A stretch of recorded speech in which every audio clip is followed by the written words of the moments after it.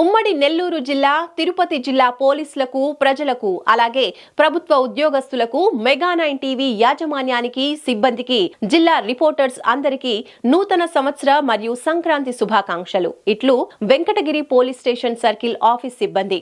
విశాఖ ఉక్కు పరిశ్రమను ప్రైవేటీకరణ కాకుండా రక్షించాలని, సొంత గనులు కేటాయించాలని డిమాండ్ చేస్తూ కార్మిక సంఘాల ఆధ్వర్యంలో విశాఖలోని జీవీఎంసీ గాంధీ పార్క్ వద్ద నిరసన దీక్ష చేపట్టారు. ఈ సందర్భంగా సిపిఎం అనకాపల్లి మెంబర్ గంటా శ్రీరామ్, అనకాపల్లి రైతు సంఘం నేత గండి నాయనిబాబు మాట్లాడారు. విశాఖ స్టీల్ ప్లాంట్ ను 32 మంది విద్యార్థుల ప్రాణత్యాగాలతో 30 గ్రామాల రైతుల 32,000 ఎకరాల భూముల త్యాగంతో సాధించుకున్నామని తెలిపారు. విశాఖ ఉక్కు పరిశ్రమలో తయారయ్యే నాణ్యమైన ఉక్కును ప్రైవేట్ ఉక్కు సంస్థలు ప్రజలకు ఎందుకు అందించలేకపోతున్నాయో సమాధానం చెప్పాలన్నారు.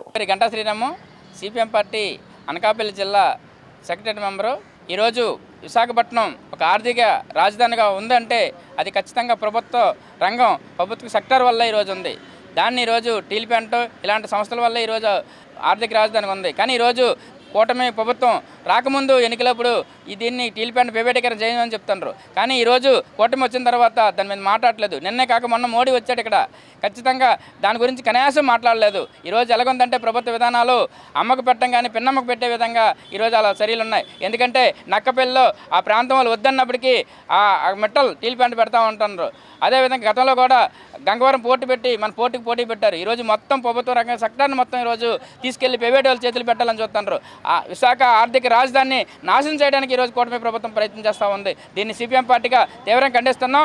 ఏదైతే స్టీల్ ప్లాంట్ కార్మికులు కానీ, ఇక్కడ విశాఖపట్నం ప్రజానీకం కానీ, వాళ్ళ యొక్క సెంటిమెంట్ కానీ, వాళ్ళ యొక్క అభిమానాన్ని కానీ, ఈ ప్రాంతం నిదానం కానీ సిపిఎం పార్టీ కాపాడుతుందని చెప్పి ఇప్పటికైనా మీ విధానాలు వెనక్కి తీసుకోకపోతే మిమ్మల్ని మాట తరిమి కొట్టే రోజులు ఎంతో దూరం లేదని చెప్తూ ఇప్పటికైనా స్టీల్ ప్లాంట్ ప్రైవేటీకరణని నిలుపుదల చేయాలని హెచ్చరిక చేస్తూ సెలవు తీసుకుంటున్నాం. నా పేరు గండి నాయనబాబు. నేను ఆంధ్రప్రదేశ్ రైతు సంఘం అనకాపల్లి జిల్లా కోశాధికారిని.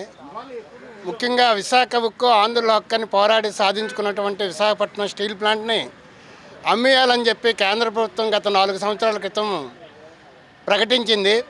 అప్పటి నుండి నేటి వరకు కూడా పెద్ద ఎత్తున పోరాటం జరుగుతుంది. అటు స్టీల్ ప్లాంట్ కార్మికులు, అలాగే ఈ విశాఖ ప్రజానీకం, రైతాంగం పెద్ద ఎత్తున దీన్ని ప్రైవేటు పరం చేయొద్దు అని చెప్పేసి, ఎందుకంటే పోరాడి సాధించుకున్న స్టీల్ ప్లాంట్ ఉండడం వల్ల ఇవాళ విశాఖపట్నం కానీ, ఉత్తరాంధ్ర కానీ, ఆంధ్ర రాష్ట్రం కానీ అభివృద్ధి చెందింది.